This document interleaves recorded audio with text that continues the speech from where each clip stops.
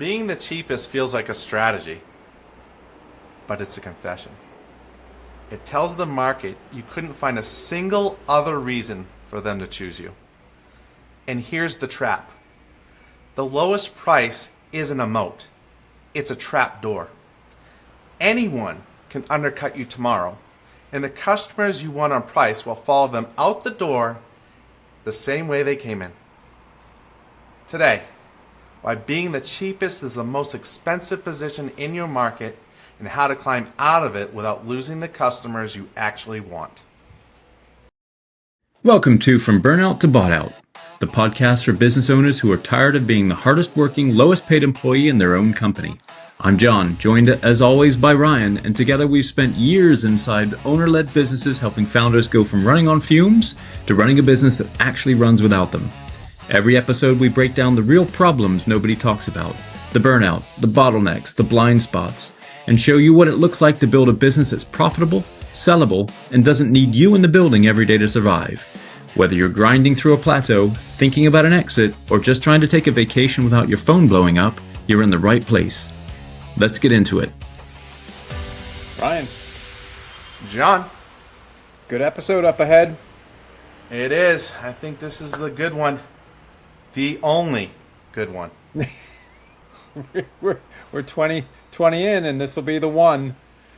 This one is the one that puts us on the map in Southeast Asia.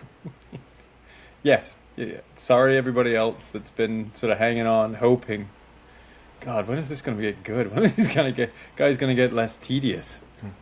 I think we just dangle enough where, like, oh man, if they almost got it, And just a confession out there, we don't know what we almost got. We have no idea. No. 100 monkeys in a typewriter, except That's two right. monkeys, and a microphone. And a llama. Oh, I'm a llama this week. Yep, you're a llama this week. Well, who knows what this one is, but you were a llama last week. That's true. I will. I got to get that headshot in before I turn into something really cheap and ugly. Besides a llama and a donkey. Llamas Have are you kind been of to Tijuana? Yeah, you know what? Donkeys are useful, and llamas are cuddly. Llamas spit on you. That's true. That's the one thing I said to Naila, that I like llamas, but I don't spit on people. So not yet. You are Canadian, so. Well, we do make exceptions. It's true, especially when the U.S. hockey team goes and plays in Canada next Oh, year. that's not even. Yeah, I don't know. I'm still irked over the Olympics. Not me. I thought they were great. Llama mode now. Spit in your direction. Alrighty, let's get going. Let's get to it. As per your cold open, plenty of owners are proud of being the affordable option, and you're saying that's a mistake. Give me the case. Give me the composite. You always give us a composite. I don't know if it's now, but give us the case for why the cheapest is not the best option. All right, so yep, composite. Every detail is real. It's just not one company. Yada yada yada. So I'm going to use the example here. $3 million service business. It's the cheapest in the region. Phone ringing off the hook. Book solid. The owner's exhausted. Net margin 4%. But the busiest team in town, right? Taking home less than his lead tech, right? That's the race to the bottom. And it has a winner. And the winner gets, right, to survive on the thinnest margin for the longest period, right? Can I outlive my competitors? That's not a prize. It's like a death sentence, right? It's a prolonged sentence. And here's the trap. At 4% margin, if you have one slow month, one bad debt, one massive truck repair, the year is gone because there's no cushion. Volume, hit it. Hit the fragility that's underneath there. Being cheapest isn't a moat. Anyone with a lower overhead or a bigger appetite for pain can take it from you overnight. You are not Walmart. So call back to the last episode we did, right? Fixing the wrong thing. Is the owner, his problem was that he thought he needed more customers, but this one has every customer in the county. What he actually has is a pricing problem, right? Mm-hmm. They don't need more leads. They need more profit, better pricing. Mm-hmm. Yeah, you're trying to fill that revenue gap just with more. And actually, if you worked less and had higher margins, then you're able to generate that more easier without stressing the entire system out. Absolutely right. And we're going to get into more of that down the road, John, with how the math actually plays out. Gotcha. Okay. Yeah, I mean, a customer's a customer, right? Like, I think that's most businesses approach things that way. I'll take a customer, even though the margin's thin. But what we're clearly saying here is that the cheap seekers actually make the business worse. But prove it. So if you attract a customer by price and price alone as being the cheapest, right, you recruit the people who only care about the cheapest. Right. Right? You get what you get. So price shoppers aren't loyal, right? They're loyal to the lowest number. If they can get something over at your competitor for $5 less, they're gone. And on their way out the door, they're going to tell you about it. Right? Here's the hidden cost behind thin margin. The customers are going to haggle every invoice, right? Your team is going to burn hours and hours and hours defending the price instead of doing the work. These price shoppers, they churn fast. Why? Because they're bargain hunters, right? Cheap begets cheap. And the thing is that they're going to give you the harshest reviews because they expect 5-star everything. The lowest paying customers are almost always the highest maintenance. You're paying them for the privilege of being abused, and that's something different in a different show and a different podcast, right? And if you're thinking that they're going to turn into a great customer, they're not. They don't care. They only care about the price. That's it. They don't care about value. They don't care about service. They care about price. And not every customer is the same. Going back to the episode where your best customer is costing you money, right? That's where we ran the margin analysis, and the biggest account turned into the worst one there was. So if your analysis is telling you that it's unprofitable or you're not making money, you need to fire them. But if you're going for the lowest price in town, you're inviting those customers to come out. Gotcha. Besides just the low margin, there's a ton of hidden impact. What are some of the hidden things that impact the business? You're barely surviving. It's a volume game at that point, right? And so if you keep going and going and going, you have to keep going and going, right? You can't stop because you need that. You got to keep filling in that because the margins are so low. And if there's an unexpected surprise cost out there, right, you don't have the buffer to maintain it.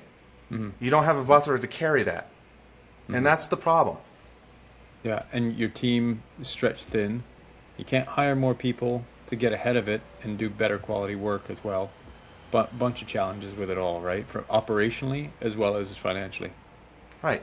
You can have it cheap, you can have it fast, or you can have it in good quality. But you can't have all three. Awesome. Time for a fun fact.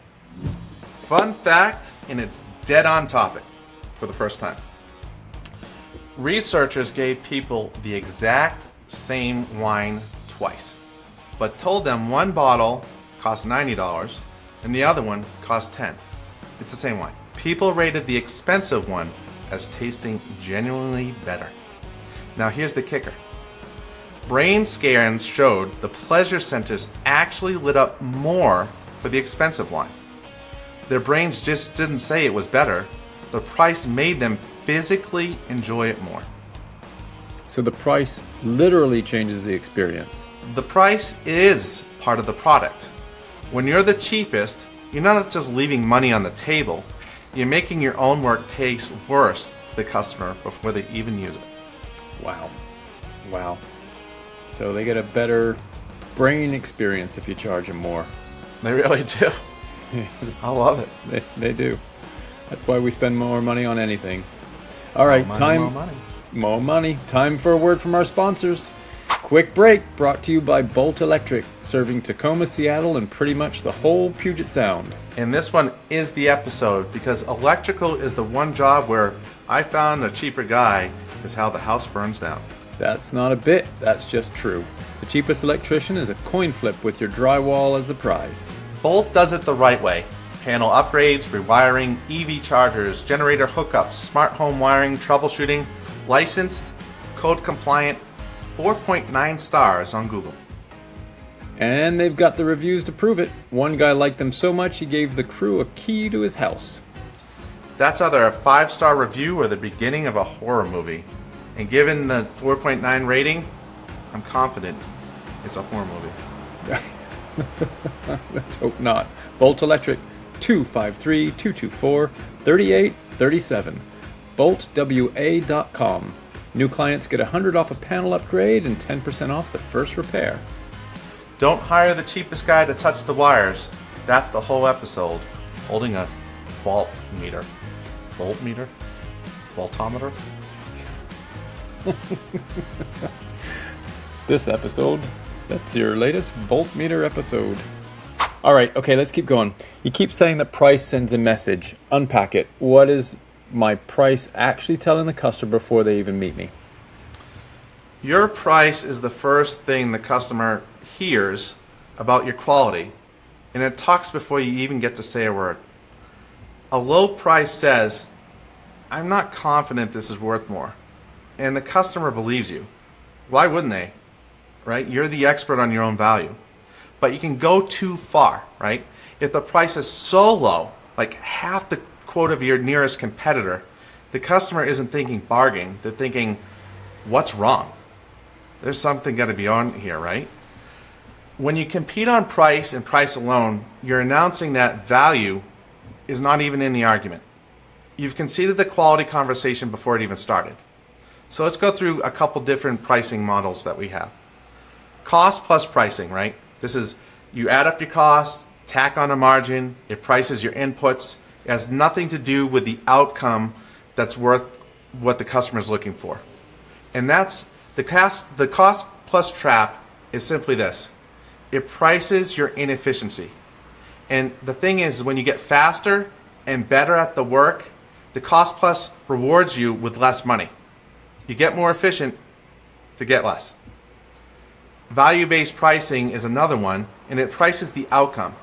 What's solving this problem worth to them? That's the question we're asking. So a dry basement is worth the same whether it took you an hour or a day. And price is not the only signal, right? Your truck, the shirts, the proposal, how fast you call back. They all show up looking at that. Are they representing your company well or not? The customer who just wants the best deal still equates price with quality. Deal means good value, not lowest number. And those things are two completely different. Mm-hmm. You're not in the business of being chosen. You're in the business of being worth choosing. And you need to price accordingly. Awesome. Okay, so clearly some customers are just asking for the best deal. You know, and if cheap is all they want, isn't that what you just need to give them? How do we drive them up the food chain? You know, they want to feel smart. And that's different than that question. But nobody's ever bragged about finding the cheapest surgeon. Right? People brag about the guy who was worth it. Yeah. Right? And how it was done and what value they had, right? That's the thing. They want to make sure that they're the best consumer and they're making the best choices. And hardly ever is price the consideration at the end. Gotcha. Yeah, understood. Good analogy with the surgeon. I got the cheapest surgeon. I still got my bow leg. Yeah, but they were cheap. That's right. I got a matching set. You want the best surgeon. Okay. So clearly we need to get them moving, as I say, higher up the food chain. Here's the fear every owner has when they start thinking about raising the prices, that they'll lose their customers. How do they achieve this? Talk me off the ledge with, actual math on and approach on how we can get our prices risen and make more margin. The fear is real, right? But I'm going to destroy it with math. Because you can lose a shocking number of customers on a price increase and still make more money. Okay? So let's take our composite at 4% margin. Average job is $1,000. So she keeps $40. Raises prices 10%. So now the new job is $1,100, right? 10% of 1,000 is 100. Add them together, $1,100. Right? It's probably like 1,500 in Canadian. His cost didn't change, right? So we're going to keep that straight there. So that's an extra $100 in pure profit. So it went from $40 to $140, that 10% increase. Mm-hmm. That profit per job is almost 3 times more with that 10% increase. Okay, from 40 to 140, it's three and change, right? Making more profit with the same amount of work. Now, let's run in the other direction, right? Because that's another that really should scare you out there. Let's discount that same $1,000 by 10%. Now we're at $900. You don't make the $60, you lose 60. Right. Right? Yeah, you don't make the 40, you lose the 60. Sorry, I got confused there with my math. Right? Okay. You're only a numbers guy. Don't worry about it. Right. Yeah. Don't let me do your taxes. And that's why a discount feels so harmless, but does so much damage. That 10% off, right, is not a rounding area. That's huge. Here's the thing. When you raise your prices and you're giving good quality and you're giving good service, you're not going to lose your best customers, right? You're going to lose the price shoppers, the ones that are going to give you the harshest reviews, that's going to take up more of your team time, right? Because they're going to expect 5-star service. So this is your opportunity to shed the people that cause 80% of your headaches, right? It reminds me of a joke, John. A busy waiter walks up to a group of Jewish women eating lunch. He approaches the table and asks, "Ladies, is anything okay?" You won't lose your best customers, right? Low margin makes price increases more powerful, not less. The thinner your margin, the more a small price bump multiplies your profit from 40 to 140. Do it on the calculator. See what that number would do to you if you raise your prices 10%. Let that sink in a little bit. Let's get brave here. Awesome. That's a huge, the whole calculation there around raising 10%, and you can lose a third of your customer base. That's crazy. That should be an aha moment to people to say, hey, actually, there's no way I'm going to lose a third of my customer base or for a small increase, and it makes me that much more margin. So does that hold true? What is the break even on that price increase? Was that just an example? That's just an example. You'll have to do it yourself, right? Mm-hmm. But when you have a lower margin, just a conservative bump increase multiplies the profit effect, right? And that's something that you need to look at and say, where does it come? How many customers could I lose from this? Then the question you really need to ask yourself is, do I care if I lose them? Right. Especially if it's the bottom feeders, right? The biggest complainers, because they're eating up a whole lot of your time as well. So, yeah, it's a good way to cull, I guess. But just to say it back, it really depends on your margin level, and you have to perform a calculation for your business and understand what a percentage increase actually means in terms of the net margin you pull out, and therefore how many of your existing customers you could lose. Absolutely, John. And we're going to go over that a little bit later too, is what that effect is and all that kind of good stuff. So stay tuned. Excellent. In which case, let me give you a marketing tip of the week, or MTOW.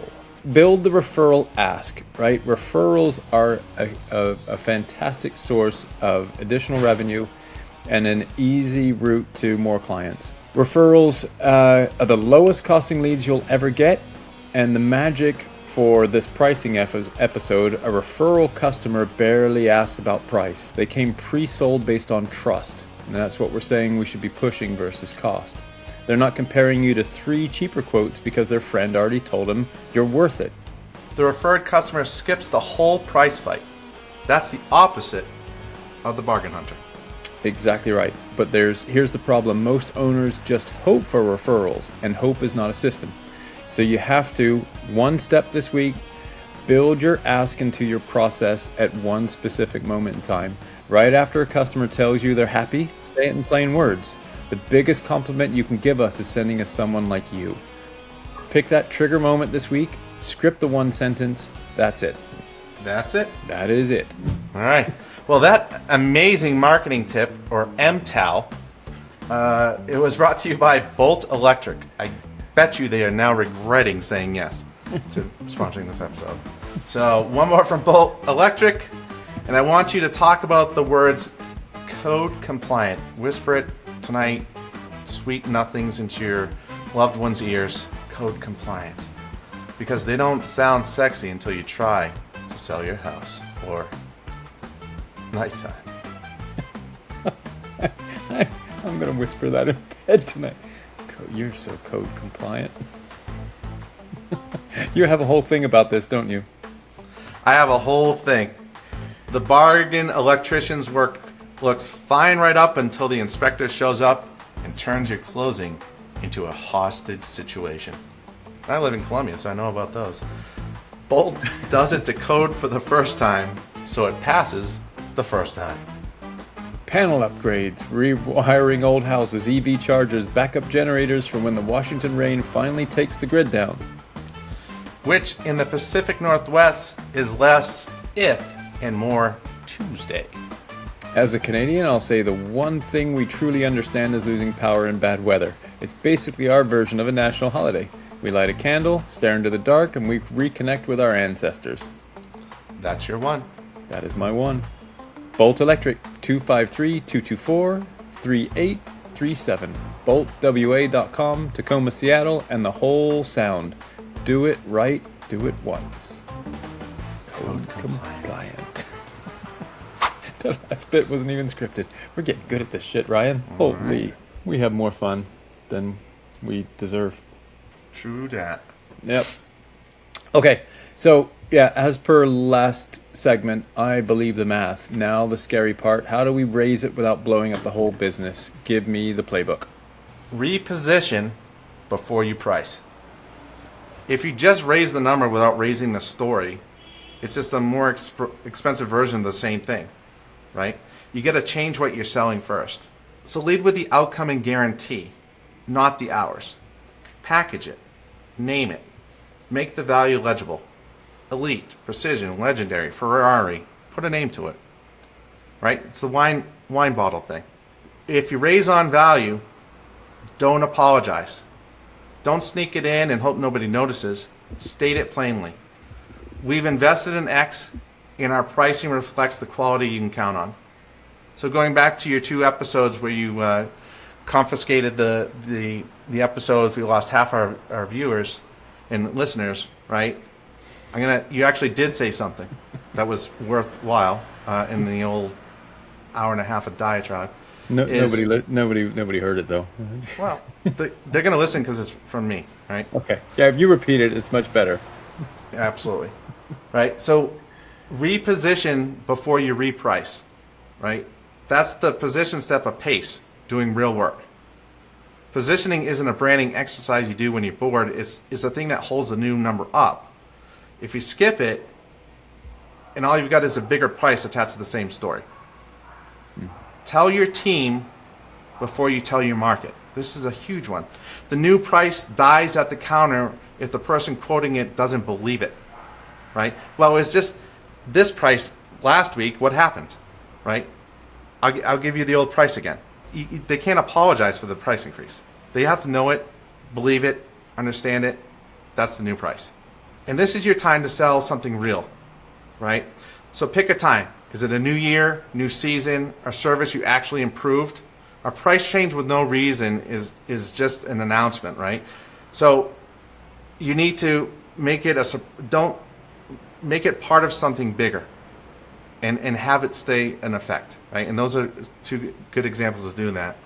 And then you can grandfather your customers and level them up little by little, 5% increase, 10% increase, whatever that it is, or get rid of them, right? If they're price shoppers, they're giving they're taking way too much time than they need to, then get rid of them. That's it. The new customers don't get the new prices immediately. And the reason is that they don't know about your old prices. They're not stuck on that number. It's a new ballgame for them. So your price is the price right now, right? And that's a good perspective, right? And then you might get some pushback, right? That you're more than the other guy, right? Well, yeah, we got it, but we offer this and that, right? And the other guy doesn't. We have these certifications, these other people don't, right? And you can also slip in a comment like this where, yeah, you know what? If you want to go use the other guys, go ahead, but make sure to lock up your liquor cabinet if they're working in the house, right? I mean, Yeah. right? Have you checked the Epstein files? Right. The other thing is that you are going to lose. At some point, somebody's going to push you back. But that's the whole reason. If nobody pushes you back on that price increase, you're still too low. Price it up again, right? Mm-hmm. So if you're scared, raise it in steps, right? We should be charging double this. Fantastic. Ease it up then. 10% next month, 10% again next month. You'll get there, right? And if you haven't raised your prices in years, knock, knock. Hi, I'm inflation. Where have you been? All I've been doing is taking money out of your bank account this entire time. Raise them. Got it. So back to our sponsors, you better get your electrical work done before Bolt raises their prices. 10% going up next month. Yep, that discount just disappeared. Jump on it before they hear this episode. You've got about a week. That's right. 2 if you're lucky. I really like what you said there, just about how you package it, providing more value in your package and then also bumping it up with that. I mean, that to me makes a ton of sense. And it's super easy these days when you've got additional platforms and things that you can include, right? Things that can be built with your service. So I think it's just a really quick, easy add. And then it's the Ferrari, right? I don't know if anybody will call their service the Ferrari, right? But there might be some liabilities with that. But just upping your quality. So your marketing service is just about to be improved, Ryan. I'm just letting you know. Oh, thank you. I mean, it's pretty easy. If you have 4.9 star Google reviews, up your price. Right. People are getting quality, right? Or a cheaper competitor has 3.9 stars. Which one do you want? Pay a little bit more, or roll the dice with the other one. Absolutely. Yeah. Go read the reviews. We're increasing and improving our service. You're getting higher quality workers. We've got a higher skilled team. Therefore, that's why we're bumping up our pricing. Go check out the competition if you really do want to move. Okay, so let's, as per usual, jump in. Owners on the commute, listening to our episode, the one owner. What is the one thing they do this week? So pick one thing you sell and raise the price 10% this week. Don't worry about the calculation, just do it, right? Not the whole book, one thing, one single service, one package, that's it. But pick something that you are genuinely good at and slightly bored by, right? If you can do it in your sleep, then you're not charging to learn from it, right? So there's going to be efficiencies there. And this is what's going to impact it more, because most of it's going to go to profit. And apply it to new customers starting now. You're not renegotiating with anyone. This is the price. That's what it is going forward. And then I want you to do what most owners never do. Actually watch what happens for 30 days. Give it 1 month. Count how many people balk. If it's always going to be fewer than the number that you think. And what usually happens is nothing. The most common result is people continue to buy, the phone still rings, and you just simply got more money in your bank account at the end of the exercise. Write down your 3 best customers and your 3 worst. Notice which group pays the most and complains the least. Right? That's not a coincidence. That's the entire lesson. You're really one price increase away from the information that's going to change your business forever. So go get it. And if raising the price makes you nervous because you're not totally sure what makes you different, that's the next conversation. Positioning. The number only holds if your answer to why you is better than we're cheaper. Awesome. One concrete move this week, one service, 10%, new customers only, starting with the next quote you send. It's not the next quarter that you plan this for. Do it right away. That's it. Love it. Good stuff. Okay, time for the takeaway. So being cheapest is a position that anyone can take from you tomorrow. Valuable is a position you own, but when you compete on price, you tell the market that value isn't your argument, and you recruit the exact customers who will haggle every invoice, churn the fastest, complain the loudest, all while handing you the thinnest margin you've got. The way out isn't a discount, it's a decision. Price the outcome, not the hours. Raise on value, don't apologize. Let the bargain hunters self-select out, because losing the wrong third of your customer to a price increase usually means more profit, less work, a happy team, and you get your Saturdays back. The math is on your side, and the thinner your margins, the more it actually favors you. So stop being the cheapest. Start being worth choosing. Know you're valuable, because as Stuart Smalley said, you're good enough, you're smart enough, and doggone it, people like you. I don't know who Stuart Smalley is, but he sounds Canadian. He was. Al Franken, Saturday Night Live. Actually, Al Franken's Minnesota. Close enough. Awesome. All right. I think this episode is one of the most helpful because it's so impactful right away. So let's hope that people act on what we've said. Hopefully they've made it all the way through to here, to the end. Yeah. I mean, it falls off after MTAL for sure. Yeah. So, in our